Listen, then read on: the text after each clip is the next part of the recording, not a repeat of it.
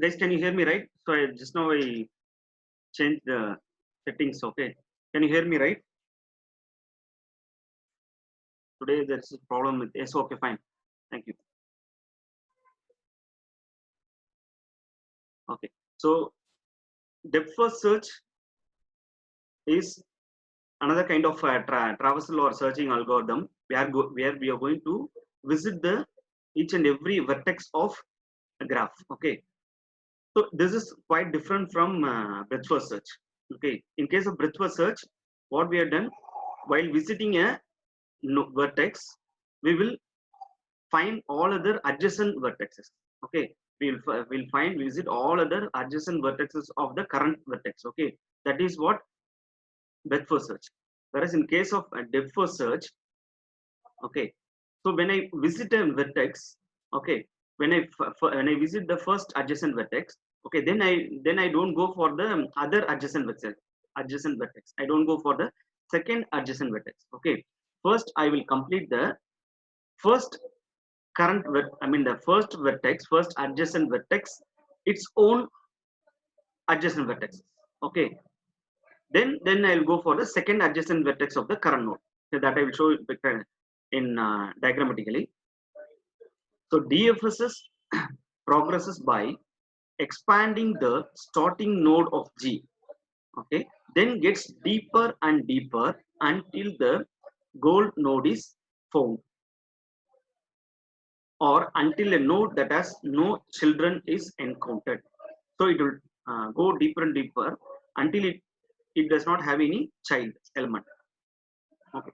When a dead end is reached, the algorithm backtracks, returning to the most recent node that has not been completely explored.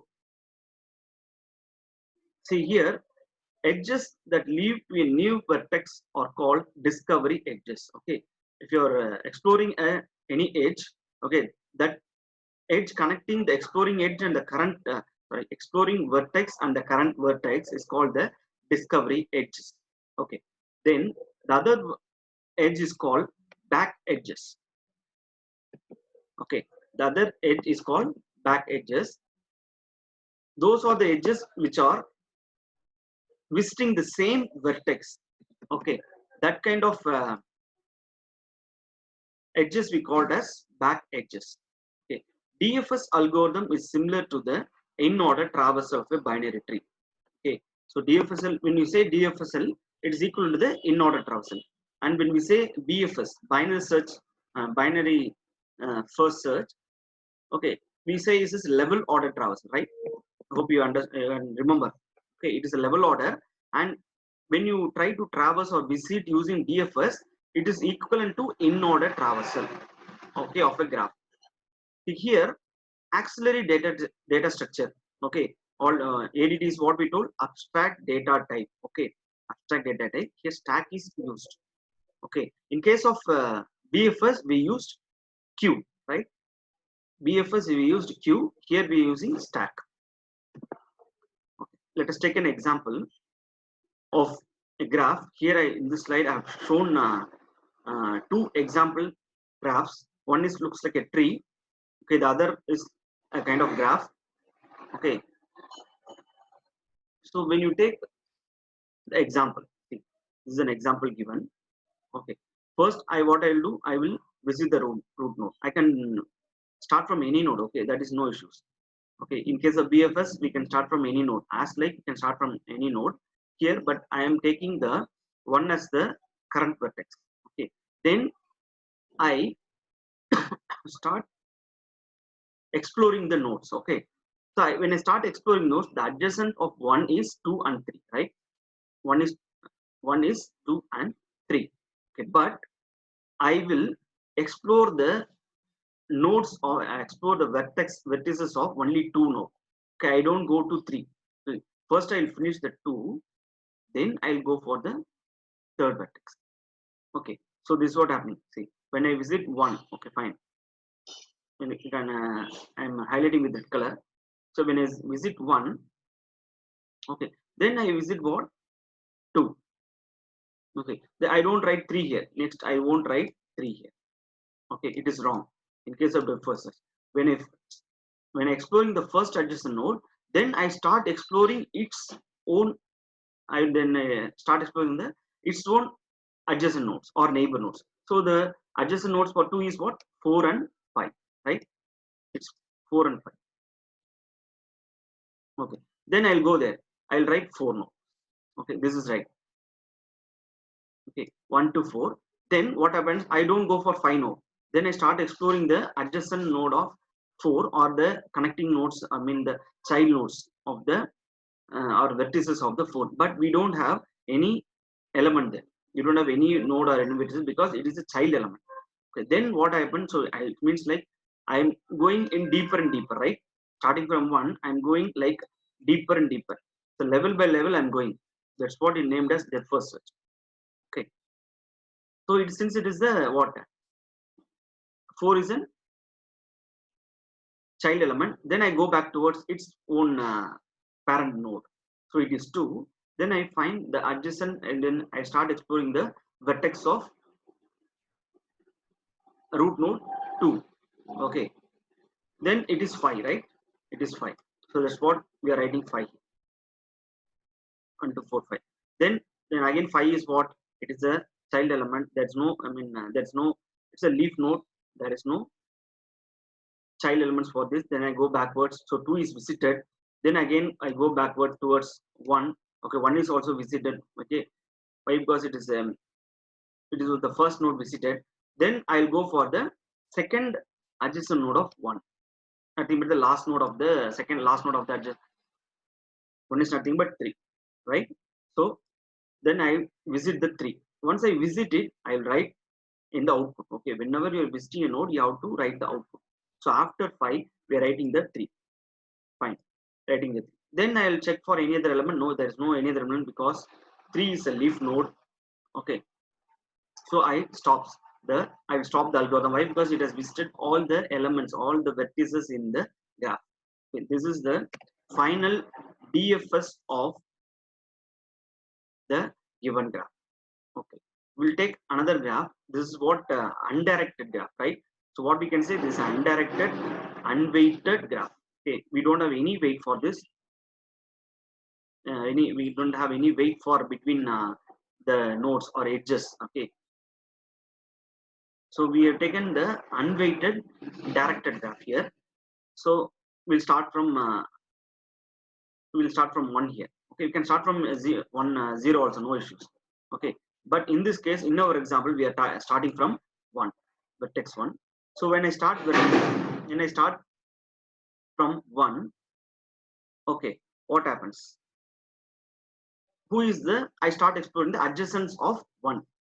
Okay, so when I say adjacent, I have to follow the, since it is a directed graph, then I have to look for the direction also, who are all emerging out of the vertex 1. So only one vertex which is explored, I can explore it right now, right? Because it is 2. It is a directed 1 and 2 is the connected one. So then I will write, first I visited 1, then I write 2 because I visited right now. I visited because I have only one adjacent vertex, so visited 2. Then what is the condition now? Then I have to start exploring the 2. So who are all the adjacent to 2? Who are all adjacent to 2? It is 3.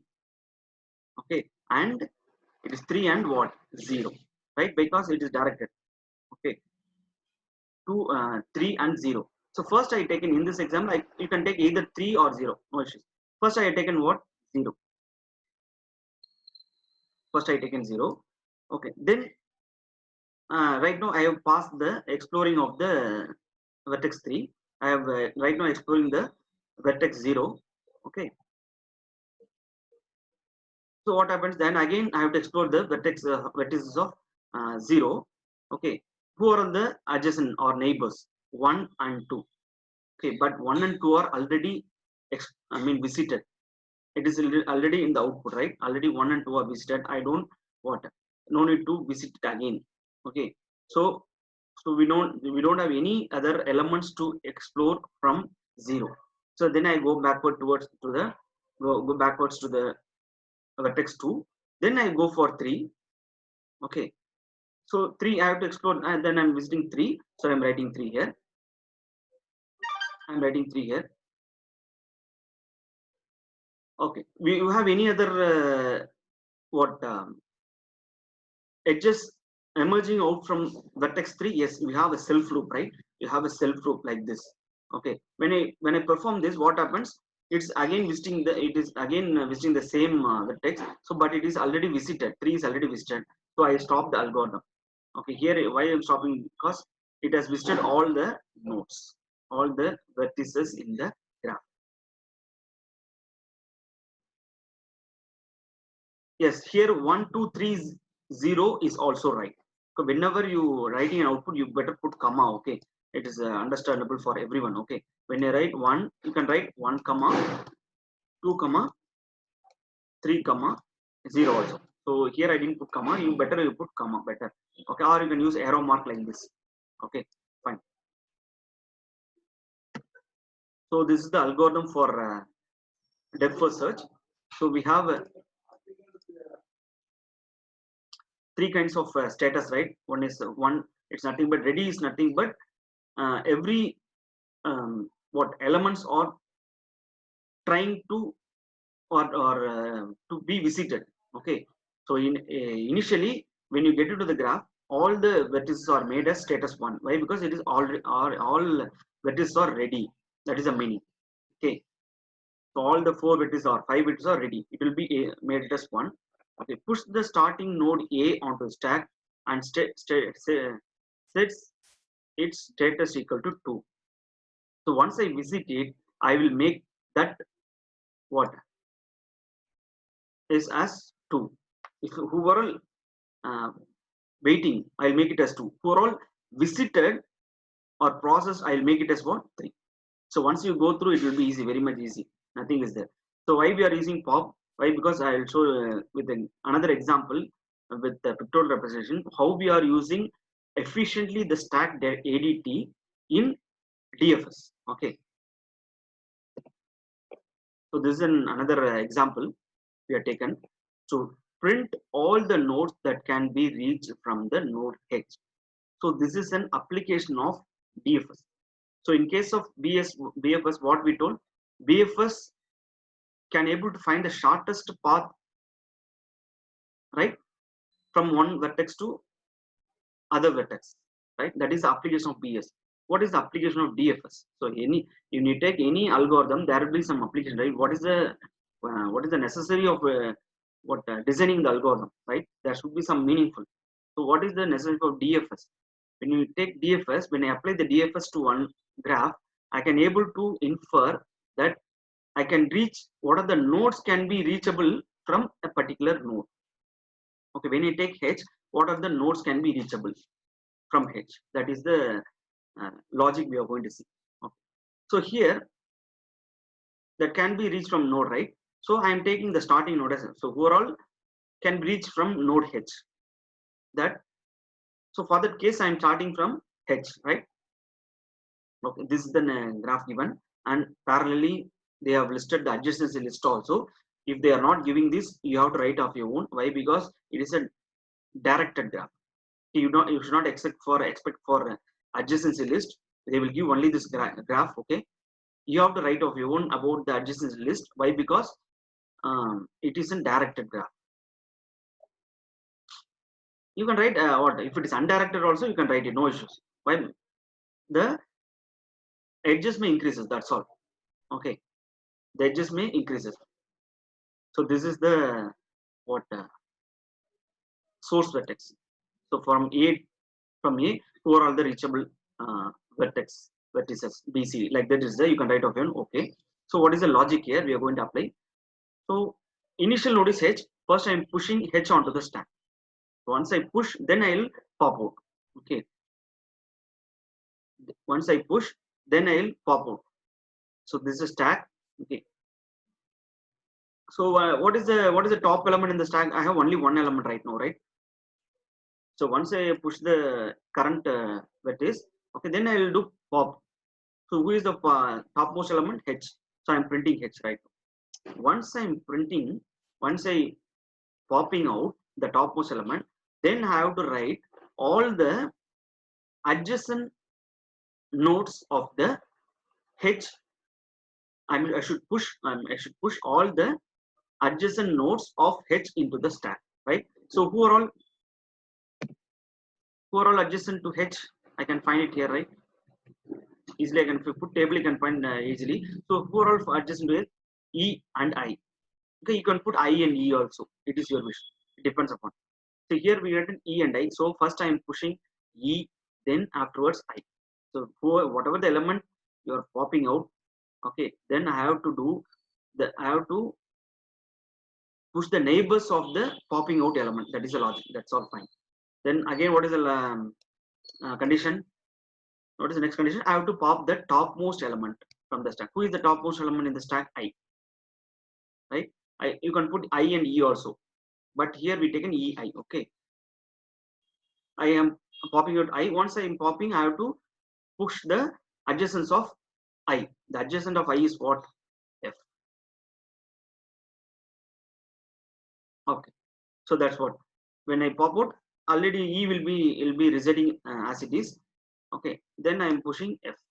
So this is the condition. Like that, I will pop the topmost element from the stack. Then I'll push the adjacent neighbors of the topmost element. Whatever I am pushing, I mean popping out. Okay. So like that it goes on. You can find it. So whenever you're doing, you just print it. You just print the popping element alone. Just print it. Don't write in sequence or no issues. For our easy understanding, we are doing like this. Finally, we will write in a sequence. Okay. So like that, whatever the popping element, you just print it. That's all. Okay. At one stage, what happens? At one stage, what happens? Anyhow, the what stack will be empty. Okay. Before the stage, we will see the H stage. We'll see this one also. Or we'll take this element G. Pop and print the top element of the stack. Okay, that is B and popping out. Push all the neighbors of B onto the stack that are in the ready state. Since there are no neighbors of B that are in the ready state. Okay, why? Because if you again what you will do, if I pop out B, then you will try to push what? E into the again you will E into the what? Into the stack, right? Again, you should not recursively you not do the same thing. Okay, once B is popped out, then I will write what? Again, push the E into the stack. Okay, why? When we should not do this? Why? Because if the E is in what processed state, okay, if it is in ready state, if it is one, okay, then we can push it into the stack. Okay, already it is visited, then why should I write the same thing into the I should push the E into the stack. So that in that way you have to think over. Okay, right? Simply you cannot when you are popping out again, you should not push E like that.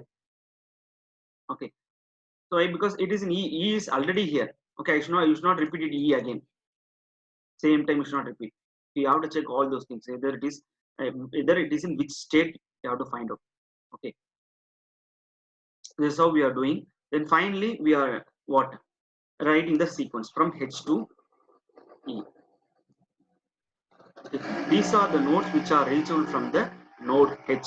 So what we are concluding is that from H I can reach all other nodes E, F, C, G, B, E, where I cannot able to reach the A.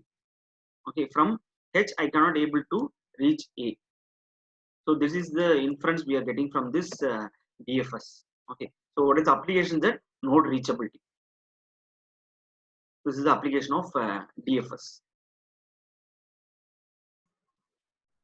Features of depth first search. Features. The space complexity of a depth first search is lower than that of the breadth first search. Okay. So when you take which one will you prefer? You can prefer a BFS. You can prefer what DFS in case of space complexity. What are the time complexity? It's equal to the number of vertices plus edges.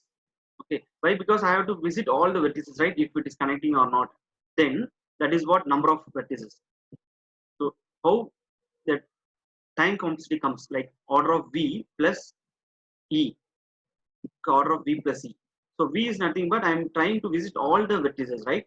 How many 100 vertices are there? I have to visit all the vertices plus how many edges are connected, okay, to the particular node. So that is what order of V. So together we are saying that order of V plus E. So V is nothing but we write like this: set of vertices and set of edges. Okay. So what is the application of depth first search? Finding a path between two specific nodes U and B of an unweighted graph and weighted graph. Both it will work.